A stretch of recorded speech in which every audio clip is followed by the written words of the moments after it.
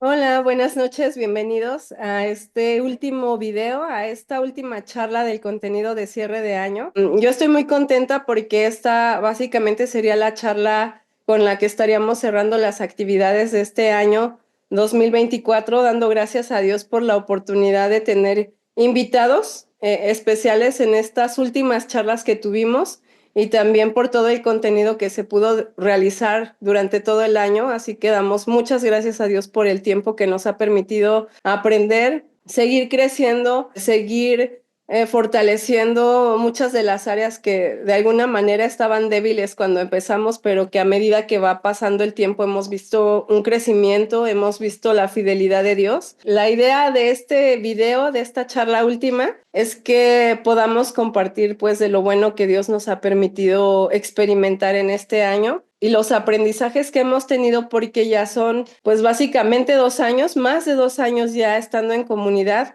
creciendo gracias a Dios en diferentes lugares. Para empezar me gustaría comentar algunos puntos porque el propósito de esta charla es más informal, es más reflexiva también. Lo comentaba en la publicación, que es un poquito filosofar, aunque espero no filosofar demasiado que nos terminemos perdiendo, porque ustedes saben que este tema es bien interesante. Por lo menos el tema de comunidad lo leímos ya en el volumen 2, ¿verdad? Cuando al principio, en el primer capítulo, habla de la familia y habla de que la familia es la unidad de la nación. Vemos que la primer comunidad que Dios estableció, pues la estableció en familia, ¿no? Las familias muestran justamente ese rasgo característico de una sociedad más compleja. ¿No? En una familia ocurren tantas cosas que a microescala, lo dice en el volumen 1 Charlotte Mason, es como una representación de una nación, ¿no? Completa, grande. Entonces, a mí me llama la atención que cuando llegamos a este punto de la lectura, normalmente podemos ver que no siempre habíamos llevado una vida en comunidad así, ¿no? En la que servíamos al prójimo, en la que nos poníamos en el lugar de los demás, en los que buscábamos qué dones y talentos teníamos para ponerlos al servicio de otros. No eran como cuestiones en las que considerábamos y reparábamos para poder desarrollarnos en función de eso. Creo que por el contrario, algo que hemos podido percibir y creo que a lo largo de todo este tiempo en el que hemos estado aprendiendo, es que el individualismo es el rasgo más característico de la sociedad. Yo sé que ya se han abordado algunas charlas en otras comunidades hablando de la importancia de las comunidades, justamente, ¿no? De la importancia de estar en comunidad. Pero a mí me gusta mucho como ir al fondo de las cosas en la medida de lo que es posible, ¿verdad? Porque no siempre encuentra uno todos los recursos, ni te da la vida para indagar todo lo que quieres sobre todos los temas. Si se dan cuenta en todas las charlas del contenido de cierre de año, ha tenido que ver con principios bíblicos sobre los negocios, principios bíblicos sobre el gobierno civil, principios bíblicos sobre la regeneración, ¿verdad? El ser un verdadero cristiano, principios bíblicos sobre la moralidad, ¿no? Que fue el tema anterior. Y ahora, pues no me gustaría desconectarlo porque yo estoy convencida que todas aquí estamos seguras que esa es la fuente principal de donde debemos obtener todo, porque ahí está toda la verdad contenida. Trataré, ¿no? De dar así como un muy breve repaso de todo lo que estuve yo leyendo, reflexionando, comparando, y son la Biblia, obviamente, qué dice la palabra de Dios, qué dicen algunos otros autores, y para eso he de confesarles que otra vez, que este libro de Ross Ramsey, que es La desaparición de Rembrandt, ha sido un libro que me ha impactado mucho. El autor es cristiano y el enfoque del libro es cristiano, aunque habla del arte y de varios autores. O sea, lo recomiendo también para que lo lleven con sus chicos si quieren abordar temas de un poco, no es completamente biografías de artistas, de maestros del Renacimiento o del impresionismo, son como relatos vistos desde la perspectiva de alguien que no es como tal profesional en la pintura en cuanto a que sea, pero es amante del arte y es cristiano. Entonces, realmente me ha impactado mucho su forma de escribir su narrativa, el mensaje, cómo capta las ideas Y hay un capítulo particular del que les quiero hablar aquí. De forma muy rápida, les voy a hacer como una especie de narración, un capítulo que habla justamente de crear en comunidad. Y también me estaba inspirando de este otro libro que se llama Vida de Consumo, de Zygmunt Bauman. Este autor te deja llorando. Mi esposo leyó este libro y me lo narraba en ocasiones, pero recuerdo que en algún momento me narró la parte de comunidades y con la parte de comunidades yo quedé realmente muy impactada porque justamente lo que nosotros intentamos en su tiempo hacer con todo este proyecto era formar comunidades. Bueno, el proyecto de Educación Viva es más grande, pero dentro del proyecto de Educación Viva quisimos formar comunidades locales donde se pudiera compartir de la pedagogía y acompañar el proceso de nuevas familias. Y eso fue de inspiración de otro libro, ¿verdad? A su vez que hablaba sobre, me parece que yo ya lo había comentado, pero que hablaba sobre, por ejemplo, el movimiento feminista y cómo es que a través de grupos cercanos, ¿verdad? Este movimiento logró, pues, repartirse por todos los lugares y hacerse un movimiento masivo, ¿no? Entonces empezó en pocos, en pequeños grupos y se fue dando a conocer de manera expansiva. Entonces, bueno, yo dije, esa es una buena manera de que esta pedagogía que es cristocéntrica, que realmente tiene un impacto verdadero en la persona, porque no es un impacto nada más terrenal, no es un impacto eterno el que nosotros como padres estamos buscando. Entonces, yo dije, esta es una buena manera de poder movilizar este conocimiento y llevarlo a más familias. Pero bueno, en el camino, como les comento, hemos ido aprendiendo muchísimo. En comunidad justamente hemos aprendido y no hemos dejado de aprender de ciertos conceptos. Entonces, inicialmente para mí era la idea de hacer un movimiento de todo esto que lleve el conocimiento de esta propuesta educativa a tantas personas y familias. Y mi visión era en México, porque obviamente yo soy mexicana, estando en México. Pues uno aspira, ¿verdad?, que la sociedad donde estás viviendo pues tenga la influencia de una educación cristiana, ¿no? De lo que impacta una educación entendida, no como una educación religiosa, no versus una educación secular, sino una educación que se basa en principios y leyes naturales y que reconoce a Dios como el dador de esas leyes, ¿no? Entonces todo enfoque va hacia lo divino y qué impacto puede tener. Sin embargo, cuando mi esposo me narraba su lectura de este libro que les comento, él me hablaba de conceptos que en ese momento me parecían interesantes porque este libro es sociología, filosofía y hay otras corrientes filosóficas que también están en la educación. De hecho, la pedagogía de Charlotte Mason pues es una filosofía educativa, pero hay otras filosofías en la misma sociología y en otras áreas. Y me llamó la atención que una de las cuestiones que aquí se aborda y que ahora la pudimos como detallar un poquito más con el propósito de compartirles de esto, es que la sociedad justamente se encuentra, y ya de hace mucho tiempo, se encuentra fragmentada, descompuesta, ¿no? Ese era un ataque muy directo a las personas. Ahorita sabemos por las ideologías de género y toda la agenda que conocemos, ¿no? La agenda global que se está imponiendo, ¿no? Que todo esto tiene el propósito de fragmentar a la familia, ¿no? Sabemos también que cualquier entidad, ¿verdad? No puede hacer más de lo que Dios le permite que haga. Y Dios ha establecido la familia como una institución y como la institución más importante.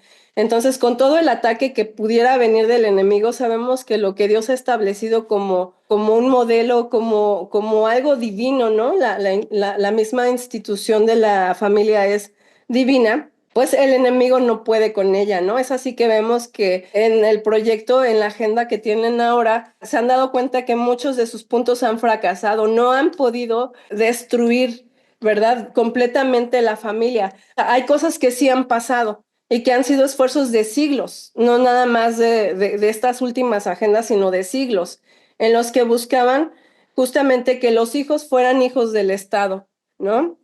Esto lo vemos incluso desde los griegos, ¿no? Lo vemos desde civilizaciones muy antiguas, pero es cierto que hubo un tiempo en el que incluso la pedagoga Charlotte Mason denunciaba en el volumen 2, me parece, una cita que es importante y lo voy a comentar porque justamente en lo que me quiero enfocar en esta breve plática es en que hay principios también bíblicos para el tema de comunidad, ¿no? O sea, si bien la Biblia no lo dice así como tal comunidad, ¿verdad? O por lo menos no que yo lo haya visto, pero te da los principios de qué es, ¿no?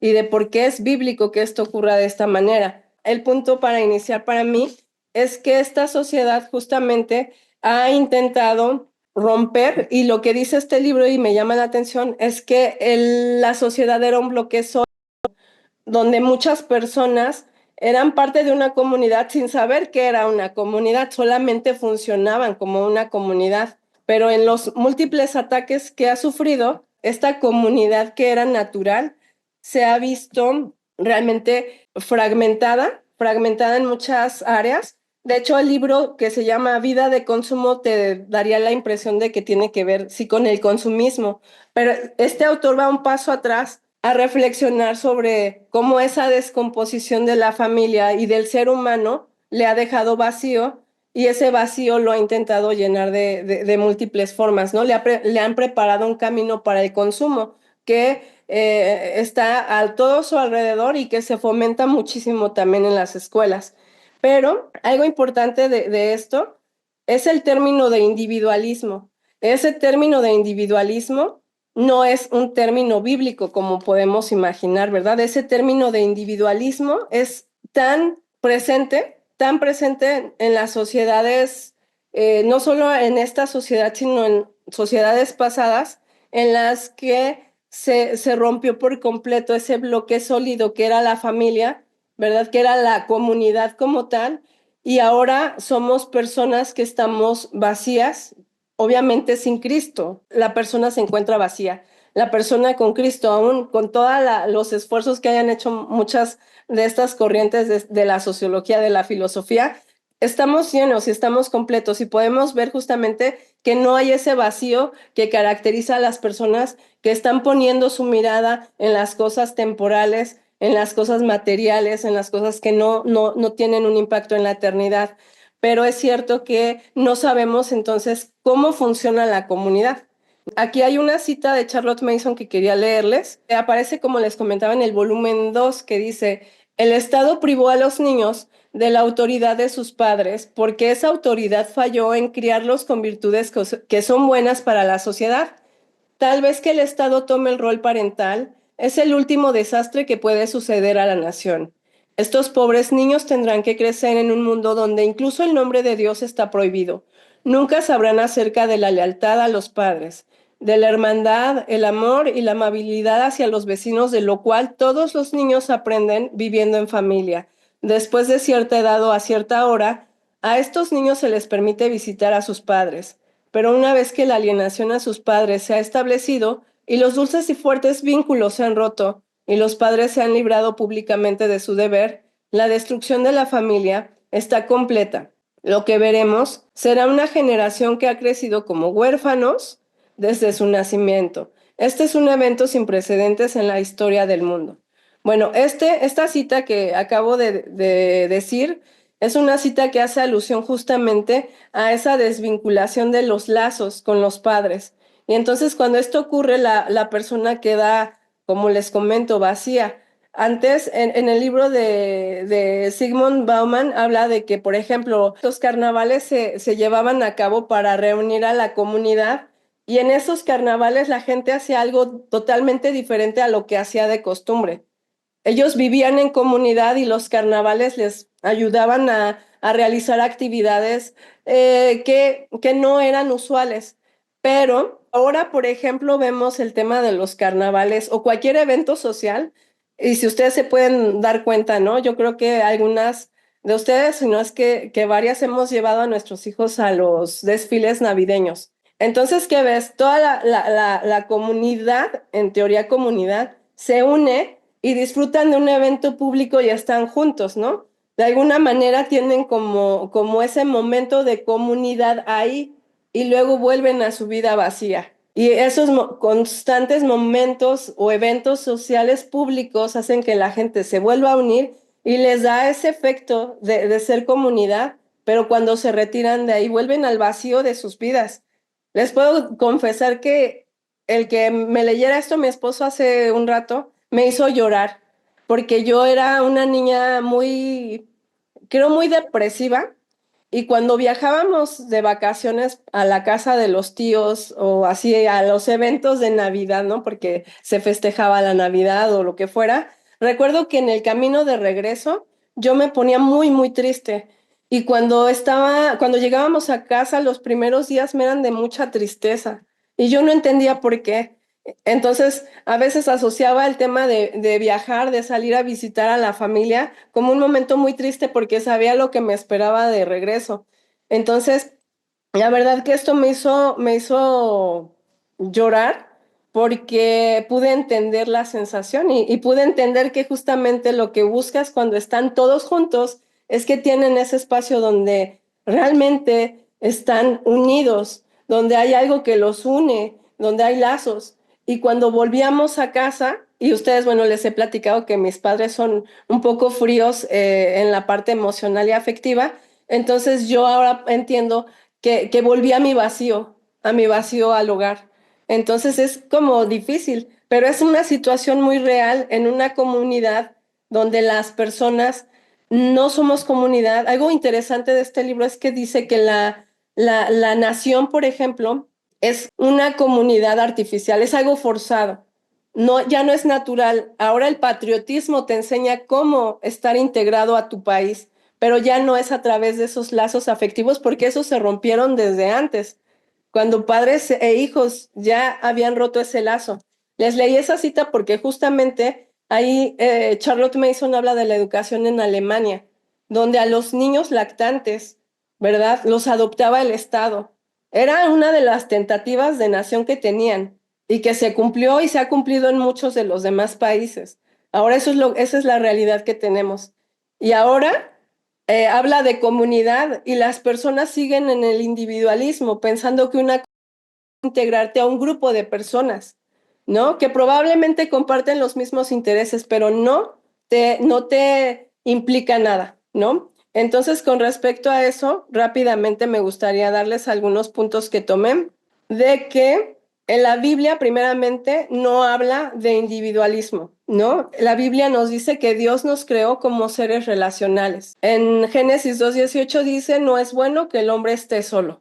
Yo creo que eso lo tenemos como muy claro, ¿no? Desde el principio, Dios estableció que el hombre tiene que estar con otros como él, ¿no? También nos dice, hablando del individualismo, que somos llamados a amar al prójimo y el individualismo promueve el amor propio. ¿Verdad? Entonces vemos divorcios. ¿Por qué? Porque no me entendí con la otra persona, porque no pude, o sea, no piensa como yo, no somos compatibles, ¿no? Todo es enfocado a uno. Entonces, somos llamados a amar al prójimo y eso está en Mateo 22:37 a 39. Jesús declara a los dos grandes mandamientos, ¿verdad? Amar a Dios y amar al prójimo como a uno mismo.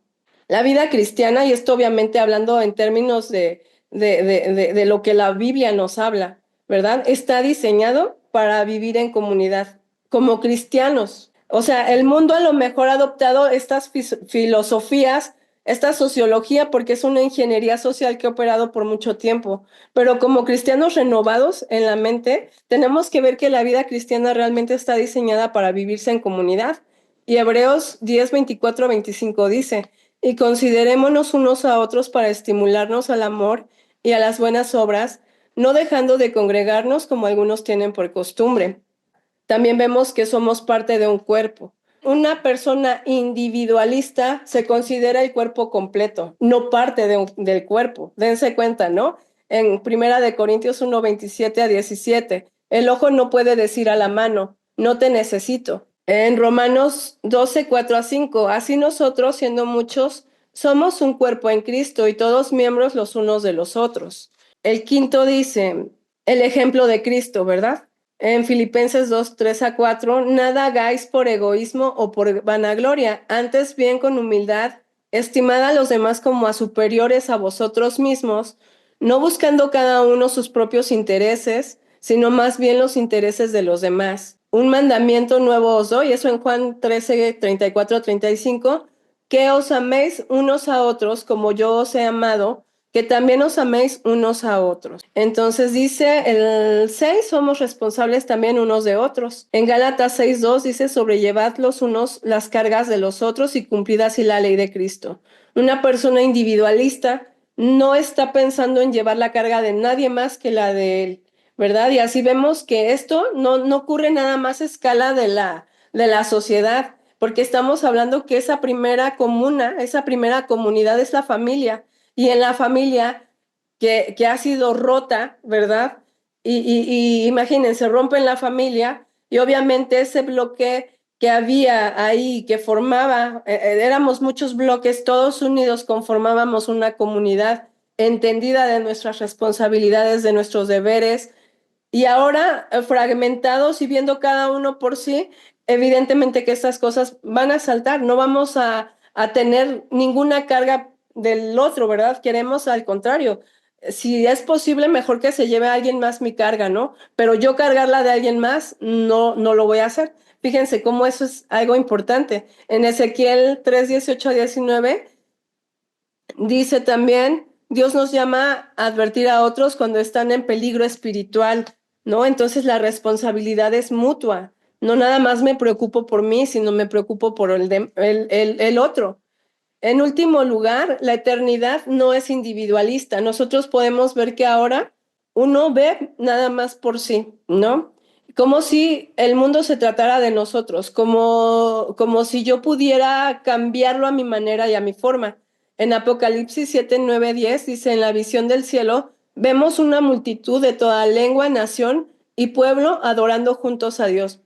No estamos solos, no estamos desconectados, ¿no? Dios mismo no nos hizo para que cada uno busque su camino y busque lo que es mejor para él, ¿no? O sea, estamos llamados a hacer algo.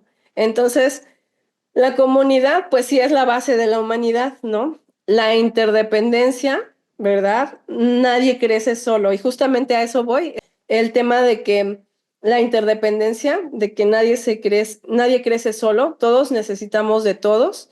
La comunidad es una red de apoyo también, ¿verdad? Que alivia las cargas. Lo voy a comentar ahorita en el ejemplo. En el aprendizaje también, ¿verdad? El hierro se afila con el hierro, ¿verdad? El aprendizaje no es solo académico y como lo hemos visto en esta pedagogía, la educación es la ciencia de las relaciones, ¿no? Entonces, el aprendizaje es relacional también. La comunidad enseña a través de ejemplos. Entonces, hay otro punto más, el poder de la unidad, ¿no? Nosotros lo vemos, qué bueno y agradable es que los hermanos vivan en armonía en Salmo 133:1. La diversidad también como fortaleza, todos diferentes. La vida no le daría a uno para hacer tantas cosas, pero nos da a muchos y en el conjunto de todos podemos hacer algo, ¿no? La importancia de la comunicación y el diálogo, ¿verdad? También en Proverbios 15:22, en la educación, el diálogo constante, la comunidad promueve la responsabilidad compartida.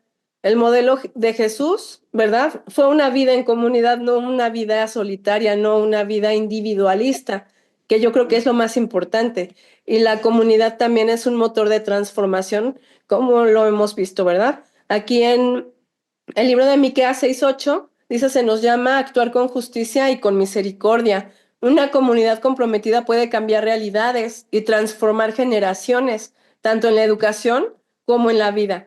Entonces, justamente esta plática tiene que ver con eso, con la fuerza de una comunidad en la educación y en la vida. Antes de pasar a esa cita, me gustaría rápidamente ponerles como en contexto de la historia que aparece en este libro de la desaparición de Rembrandt y justamente habla de varios artistas, y si alguien lo compra, la verdad es que no quisiera hacer spoiler porque está muy bueno el capítulo y en sí el libro, pero nada más comentar que Esta historia, este relato, narra la vida de varios artistas del impresionismo y cómo formaron este movimiento del impresionismo. Son obviamente artistas muy reconocidos a nivel mundial, que tienen mucho prestigio, que tienen mucha popularidad incluso hoy en nuestros días. Y bueno, en la historia de del autor que habla sobre crear en comunidad, se nos narra la importancia de una comunidad. Y bueno, entre varias de las partes nos habla cómo se conocieron estos artistas desde un periodo de su juventud, cómo uno fue importante para el desarrollo de los demás. Nos habla rápidamente cómo el papá de uno de estos artistas ayudó a su hijo, ¿verdad? Que tenía estas habilidades artísticas y cómo él creó un taller para que los demás estuvieran ahí, aprendieran. Entonces, aquí yo quería compartirles algunas citas porque lo importante de esto es que podemos ver esta historia de los artistas no viviéndose sola, no viviéndose apartada, no hubieran tenido el mismo impacto si cada uno hubiera buscado su propia gloria o su propio éxito. Entonces, voy rápidamente a las citas y les voy compartiendo un poquito del contexto. Aquí dice, una comunidad, y esta es la cita con la que inicia este capítulo. Dice, una comunidad hecha y derecha es una mancomunidad, un lugar, un recurso, una economía, responde a las necesidades prácticas, así como sociales y espirituales de sus miembros, entre ellas la necesidad de necesitarse unos a otros. En el tiempo en el que estos artistas pintaban, era un tiempo difícil, tenían que superar a los maestros del Renacimiento, ¿no? Maestros del Renacimiento de la talla de Caravaggio, de Rembrandt, de muchos artistas que eran muy, muy conocidos y que tenían un estilo de arte muy peculiar. Cuando llegaron los impresionistas, el arte de los impresionistas, dice el autor, era como el rock and roll en tiempo de baladas, ¿no? Se imaginan. Entonces, a ellos les costó trabajo, por eso dice, para estos artistas era imperativo trabajar en comunidad, no de manera aislada. Se necesitaban unos a otros, necesitaban estar en compañía de los demás, precisaban compartir un espacio en común, un lugar donde pudieran reunirse y hablar con libertad, un lugar donde pudieran mostrar en qué estaban trabajando y obtener opiniones, ánimo y crítica. Necesitaban voces que entendieran lo que estaban intentando hacer, precisaban la tranquilidad de que no eran necios. Y si realmente eran necios, necesitaban una tribu de necios juntos, necesitaban un lugar, y eso fue exactamente lo que Basil les dio. Basil es el artista que puso el taller, el que fue apoyado por su papá, y realmente el hecho es que cuando ellos se juntan, ellos logran hacer todo un movimiento artístico. Lo importante es que no estaban cada uno trabajando en su propio individualismo, buscando su propio éxito. Ellos entendían perfectamente que se necesitaban unos a otros, entendían que necesitaban un lugar donde hablar con libertad, simplemente reunirte y hablar con libertad. Nosotros sabemos lo difícil que es estar en un lugar donde hablar es complicado, ¿no? Donde te van a juzgar, te van a criticar porque no comparten la idea, por ejemplo, de la educación en casa, ¿no? Creo que es algo bien importante que se ha tratado de fomentar en las comunidades en que estamos hablando en un mismo lenguaje, primeramente en el deseo de agradar a Dios, ¿no? En el deseo de hacerlo para su gloria. Y luego entonces hablamos de una pedagogía que no es conocida, ¿verdad? No es mayormente conocida y que tiene una serie de rechazo por algunas personas porque piensan que la escolaridad es el único camino de la educación. Entonces, aquí dice la lectura que ellos se encontraron formando un grupo homogéneo donde todos tenían una visión más o menos similar de la naturaleza, así que tomaron la visión que otros habían hecho de ellos, impresionistas, y la usaron como su bandera. Se los llamó impresionistas con un sentido de burla. Siguieron siendo impresionistas a fuerza de valor. Al poco tiempo, esta comunidad valerosa y de raíces comunitarias conquistó al mundo del arte. ¿verdad? Entonces aquí vemos que exactamente la unidad hace la fuerza y probablemente ellos estaban cada uno en su propia lucha, cada uno enfrentando el rechazo, que era un rechazo masivo a cada uno de ellos, porque el impresionismo no era para los críticos de arte de su tiempo un arte verdadero, no veían esa belleza que veían en el arte del Renacimiento.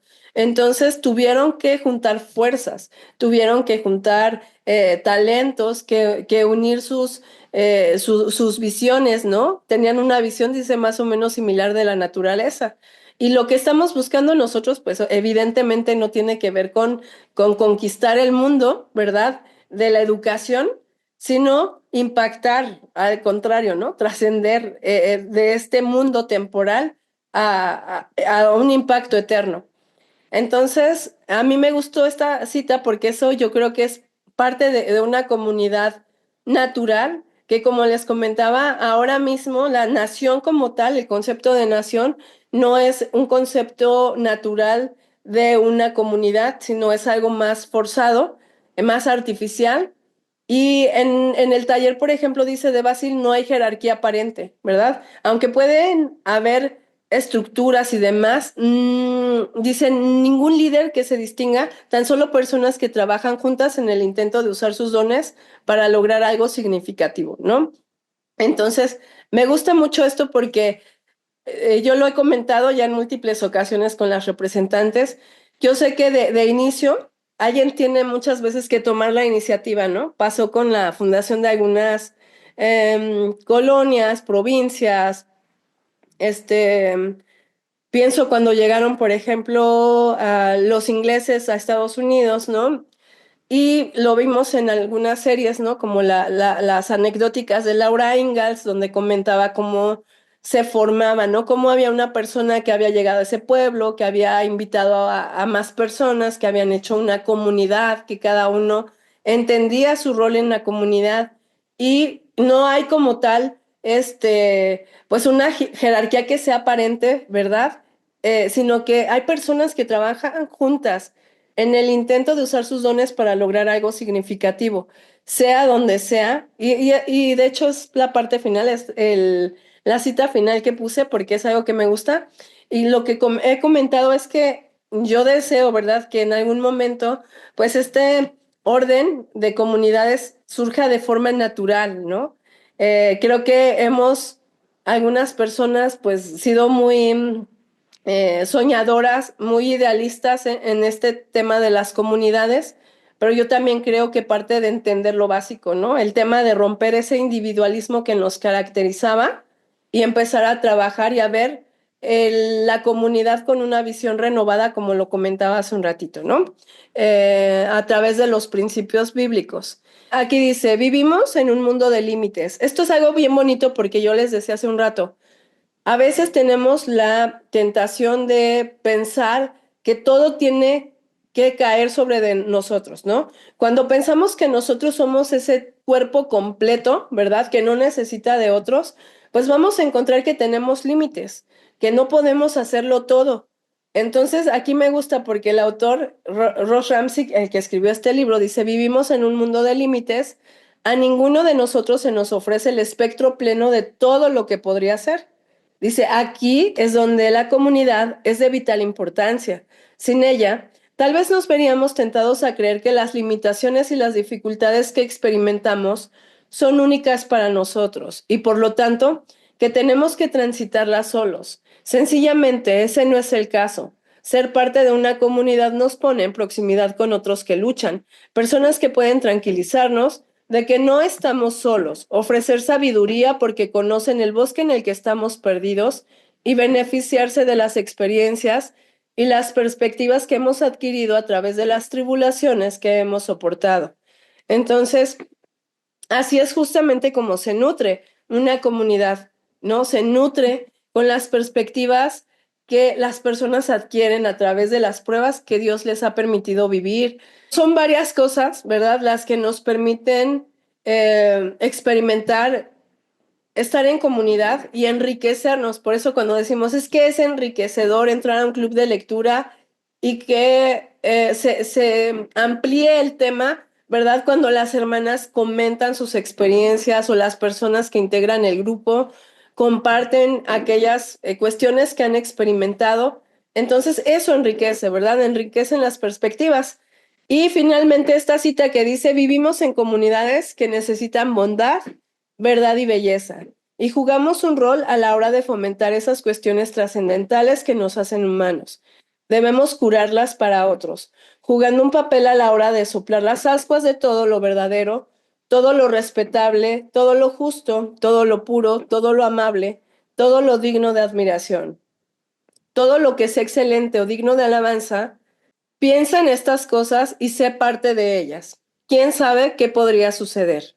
Esas citas a mí me parecieron importantes como para ponernos en contexto de lo que Dios puede hacer cuando estamos juntos, cuando tenemos una visión en común y cuando cada uno pone de sí para que algo funcione, ¿no? Cuando apuntamos, como dice aquí, a la bondad, a la virtud, a la belleza y dejamos que ese sentido de lo que comentábamos, no de individualismo, sino de sentirnos parte de, impregne nuestros pensamientos y nuestra forma de vivir, ¿no? Asimismo, también hacia nuestros hijos. Entonces, el desafío es grande y bueno, justamente hablando del tema de comunidad, a mí me gustaría, y aquí están presentes algunas representantes, no son todas las representantes de comunidad, pero son algunas de las representantes que ahora mismo están encargadas de alguna comunidad local, ya sea en México, en Perú, en Colombia, y que de igual manera ha sido una bendición pues también aprender de lo que cada una de ellas tiene para aportar, de lo que